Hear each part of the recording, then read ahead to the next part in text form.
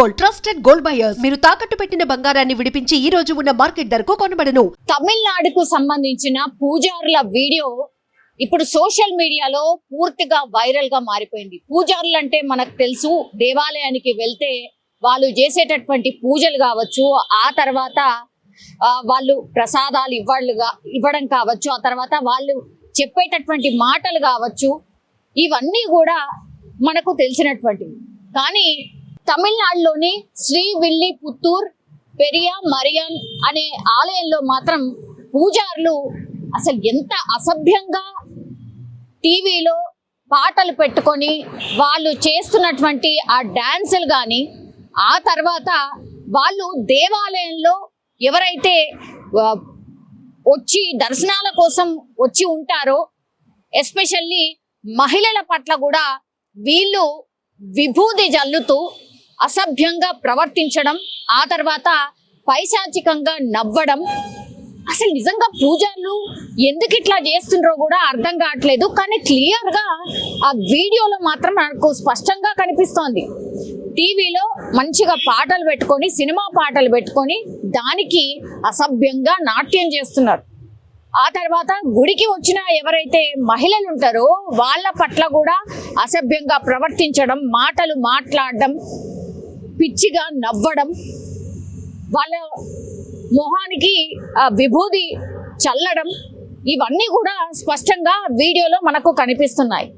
అసలు వీళ్ళంతా ఎందుకు ఇట్లా చేస్తున్నారు? గతంలో ఎప్పుడైనా ఇట్లాంటిది జరిగిందా ఏంటి అని ఆలయ అధికారులు, ఈవో కావచ్చు, అక్కడ సర్కార్ కావచ్చు, దేవాదాయ శాఖ కావచ్చు, పూర్తి స్థాయిలో వాళ్ళకు ఆదేశాలు ఇచ్చింది. అసలు ఆ టెంపుల్లో ఏం జరుగుతోంది, వీళ్ళంతా ఎవరు, ఎప్పుడైనా ఇట్లాంటి ఘటనలు జరిగినాయా, అసలు పూజారులు గిట్లా బిహేవ్ చేయడం ఏంది? అసలు చూసిన వాళ్ళందరూ కూడా భక్తులే కాదు, ఎవరైనా కామన్ పర్సన్ ఎట్లా రియాక్ట్ అవుతారు?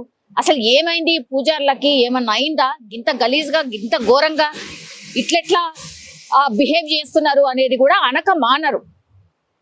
ఎందుకంటే మనం ఫస్ట్ ఆఫ్ ఆల్ మనకి ఏదైనా సమస్య ఉందో లేకపోతే ఒక భక్తితోనో మనం దేవాలయాలకు వెళ్తాం. అట్లాగే అక్కడ పూజలు చేసే ఎవరైతే పూజారులు ఉంటారో వాళ్ళు నిజంగా దేవుళ్లతో సమానం. ఎందుకంటే నిత్యం వాళ్ళు పూజలు చేస్తారు కాబట్టి ఆ భక్తితోనే, అదే పవిత్రతతోనే మనం పూజారులను కూడా మొక్కుతూ ఉంటాం.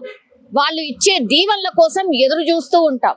వాళ్ళు పెట్టే తీర్థం కావచ్చు, ప్రసాదం కావచ్చు, పూర్తిగా ఆ దేవుని దగ్గర పెట్టినటువంటి ప్రసాదాల్ని మనం కాదు, పూజారులకు మాత్రమే అర్హత ఉందని మనం అంతే పవిత్రంగా స్వీకరిస్తాం.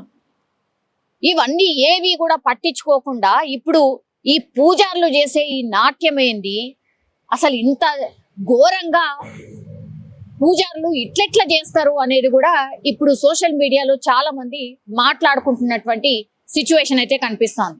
ఇంకోటి, అక్కడ పవిత్రోత్సవాలు జరుగుతున్నాయి. 3 దశాబ్దాల తర్వాత అక్కడ పవిత్రోత్సవాలు జరగబోతున్నాయి. అది కూడా జూలై 2వ తారీఖున జరగబోతున్నాయి. సో ఒకవైపు దానికి సంబంధించిన అరేంజ్మెంట్స్ జరుగుతుంటే, వేరే వేరే ప్రాంతాల నుంచి వచ్చి కూడా ఈ పవిత్రోత్సవాల్లో ఏవైతే పూజలు కార్యక్రమాలు జరుగుతాయో వాటికి సంబంధించి ఒక్కొక్క దాంట్లో ఒక్కొక్క స్పెషలైజేషన్ ఉంటది కదా. అందుకని వేరే వేరే ప్రాంతాల నుంచి కూడా ఈ పవిత్రోత్సవాలు చేయడానికని పూజారులు వచ్చారట. అందులో భాగంగానే వీళ్ళు కూడా వేరే ప్రాంతం నుంచి వచ్చినటువంటి పూజారులుగా చెప్తున్నారు. అట్లాగే వీళ్ళు ఎందుకని ఇంత భయంకరంగా, ఇంత అసభ్యంగా సినిమా పాటల మీద నాట్యం చేయడం ఏంది, అట్లాగే అక్కడికి వచ్చి మహిళల మీద ఇంత అసభ్యంగా ప్రవర్తించడం ఏంటి అంటూ కూడా ఆరా తీస్తున్నారు. ఒకటి, ఆ తర్వాత ఆలయ ఈవో కావచ్చు, దాని తర్వాత దేవాదాయ శాఖ కావచ్చు, వీళ్ళందరూ కూడా ఒక కమిటీని వేసిండ్రు. అట్లాగే ఈ పూజారులు ఎవరైతే ఈ 3 కనిపిస్తున్నారో వాళ్ళందరినీ కూడా అక్కడి నుంచి తొలగించేసిండ్రు. అండ్ ఆ తర్వాత ఈ పవిత్రోత్సవాల తర్వాత వాళ్ళ మీద ఏం చర్య తీసుకోవాలి అన్న ఆలోచన చేస్తున్నట్టుగా కూడా ఇప్పుడు ఇన్ఫర్మేషన్ అయితే అందుతోంది. కానీ జరగాల్సిన ఘోరం అయితే జరిగిపోయింది. పూజారులను మనం ఎట్లయితే చూస్తామో అది కాకుండా దానికి భిన్నంగా ఏ పోకిరీలో లేకపోతే ఇంకెవరో వేరే వేరే వాళ్ళు చేస్తే అసలు ఈ చర్చ వచ్చేది కూడా కాదు. కానీ పూజారులు మీరు మొత్తం మీ వేషధారణ ఒక్కసారి చూసుకోండి. మీరు ఏంటి అనేది కూడా మర్చిపోయి మైమర్చిపోయి మీరు సినిమా పాటలకి ఎంత అసభ్యంగా డాన్సులు చేస్తున్నారో ఒక్కసారి ఆలోచించుకోండి అనేసి కూడా చాలా మంది, అంటే అక్కడ ఉన్నటువంటి వాళ్ళు కూడా, మీరు ఈ గుడిని అపవిత్రం చేసిండ్రు, మీరు ఏవైతే ఇప్పటి వరకు పూజలు చేసిండ్రో అవన్నీ కూడా అమ్మవారికి చేరలేదు, ఇంత భయంకరమైనటువంటి పూజారులు కూడా ఈ సమాజంలో ఉన్నారా, అసలు వీళ్ళకి ఏమైంది, నిజంగానే వీళ్ళు పూజారులా కాదా అన్నటువంటిది ఇప్పుడు చాలా క్వశ్చన్స్ అయితే రైజ్ అవుతున్నటువంటి పరిస్థితి కనిపిస్తోంది.